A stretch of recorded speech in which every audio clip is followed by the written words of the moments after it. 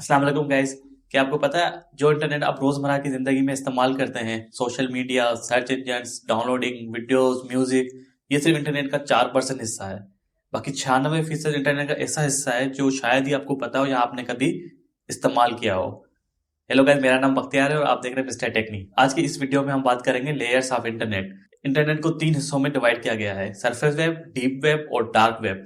तो अगर आपको इनके बारे में पता नहीं है तो ये वीडियो पूरी देखें और चैनल को सब्सक्राइब करें। तो चलते हैं सबसे पहले सरफेस वेब की तरफ। सरफेस वेब वो इंटरनेट है जो दुनिया का हर आम इंसान इस्तेमाल कर सकता है, कहीं से भी किसी भी टाइम। जैसे कि YouTube, Facebook, Instagram, downloading website, musics, या आप ईमेल सेंड करते हैं, ट्वीट करते हैं, कुछ फाइल डाउनलोड करते हैं, ये सारी की सारी सरफेस वेब है। या आप जो गूगल पे सर्च करते हैं, कुछ भी सर्च करते हैं, आपके पास लिंक्स आ जाती है, उसको यार क्लिक करते हैं।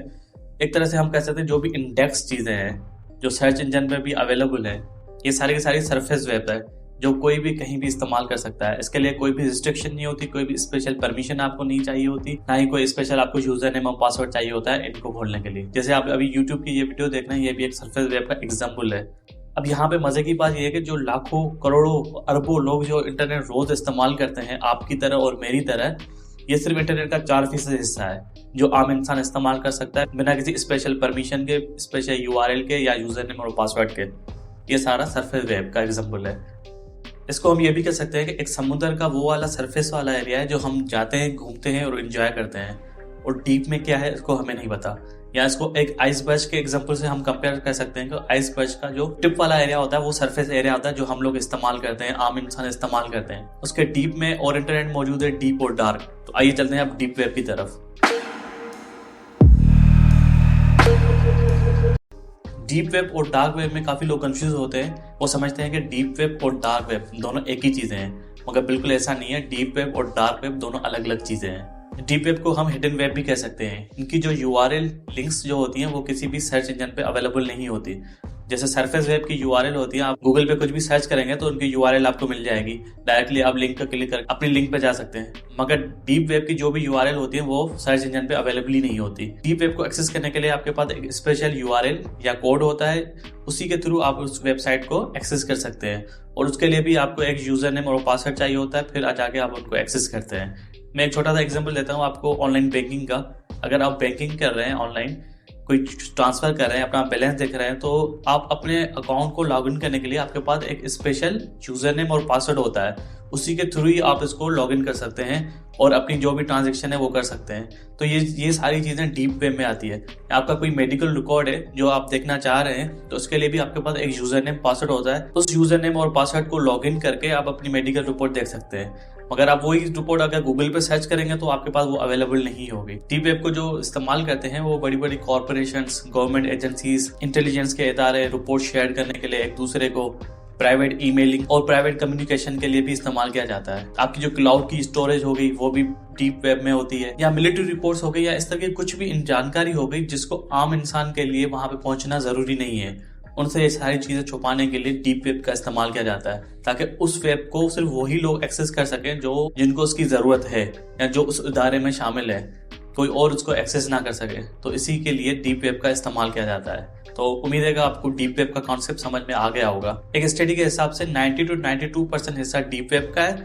बाकी 4% जो हिस्सा जो सरफेस वेब का, जो आप और मैं इस्तेमाल करते हैं, बाकी जो रिमेनिंग हिस्सा है वो डार्क वेब पे इस्तेमाल किया जाता है। अब डार्क वेब क्या है, आइए चलते हैं डार्क वेब की तरफ। तो अगर डार्क वेब की बात की जाए तो इसका जो कॉन्सेप्ट है वो बिल्कुल ही अलग है। पहले तो मेरी आप सबसे ये रिक्वेस्ट है कि डार्क वेब को कभी भी एक्सेस करने की कोशिश ना करें। अगर आप ये करते हैं तो आप किसी बड़े मसले में फंस सकते हैं। डार्क वेब को आप अपने ट्रेडिशनल ब्राउजर जैसे कि क्रोम, फायरफॉक्स, सफारी या इस तरह के जो भी ब्राउजर हैं जो मैं और आप इस्तेमाल करते हैं, उनमें इसको एक्सेस नहीं किया जा सकता। डार्क वेब की जो यूआरएल की एंडिंग होती है वो .onion होती है, .com, .net ये नहीं होती, इसकी .onion होती है। इसकी पहचान है .onion। तो इन वेबसाइट को उन्हीं ब्राउजर में इस्तेमाल किया जा सकता है जो अपने आप में सिक्योर हो, एनोनिमस हो। तो उसके लिए बहुत सारे खास ब्राउजर यूज किए जाते हैं, जिसमें सबसे पॉपुलर जो ब्राउजर है वो टॉर ब्राउजर है, यानी कि दी ऑनियन राउटर। अब आप सोच रहे होंगे ऑनियन ये कैसा नाम है। जी हाँ, तो ऑनियन में जैसे बहुत सारी लेयर्स होती हैं, उसी तरह डार्क वेब में जो वेबसाइट्स होती हैं उनको एनोनिमस रखा जाता है, जो यूजर्स होते हैं उनको एनोनिमस रखा जाता है। तो जो ब्राउजिंग होती है इसको बहुत सारे नोड्स इस्तेमाल करके इसको आपके सामने लाया जाता है ताकि आप भी एनोनिमस रहें और जो वेब्स हैं वो भी एनोनिमस रहे। तो सिंपल कॉन्सेप्ट का ये है। पहले तो हमें ये समझने की जरूरत है कि डार्क वेब पूरा का पूरा इलीगल नहीं है। इसको जो बनाया गया था प्राइवेसी के लिए बनाया गया था, फ्रीडम ऑफ स्पीच के लिए बनाया गया था। इसको काफ़ी अक्सर जो इस्तेमाल करते थे वो जर्नलिस्ट इस्तेमाल करते थे ताकि अगर वो कोई अपनी प्राइवेट रिपोर्ट वगैरह शेयर करे तो कोई उनको ट्रेस ना कर पाए, कोई उनको ट्रैक करके मार ना दे। अगर वो कोई पॉलिटिकल रिपोर्ट शेयर करते हैं या इस तरह की कोई भी इंफॉर्मेशन शेयर करते हैं गैदर करके, इनको कोई इशू ना हो। प्राइवेट कम्युनिकेशन के लिए बनाया गया था। इसकी डीप में हम ज्यादा नहीं जाएंगे। इसको आप ये भी कह सकते हैं कि ये एक टेक्नोलॉजी है। जैसे फॉर एग्जांपल आप कोई गन लेते हैं, उसको आप लाइसेंस करके अपने पास रख सकते हैं। अब ये आपके ऊपर डिपेंड करता है कि आप इसको इस्तेमाल कैसे करते हैं, लीगल वे में या इलीगल वे में। उसका आप कोई गलत इस्तेमाल तो नहीं करते। तो डार्क वेब में जो अक्सर हो रहा है अब वो इलीगल वे में हो रहा है क्योंकि इसका एक्सेस सबको मिल गया। डार्क वेब को अक्सर क्रिमिनल्स, अंडरकवर लोग और खतरनाक क्रिमिनल इस्तेमाल करते हैं क्योंकि अगर ये सरफेस वेब या डीप वेब इस्तेमाल करेंगे तो ये पकड़े जा सकते हैं। तो ये आके डार्क वेब में छुप जाते हैं और अपनी कार्रवाइयां जारी रखते हैं। डार्क वेब को अक्सर इलीगल कामों के लिए इस्तेमाल किया जाता है। यहाँ पे ऐसा बाजार मौजूद है जहाँ पे चोरी का सारा सामान मिलता है। आपके बैंक से चुराई हुई डेटा यहाँ पे सेल की जाती है।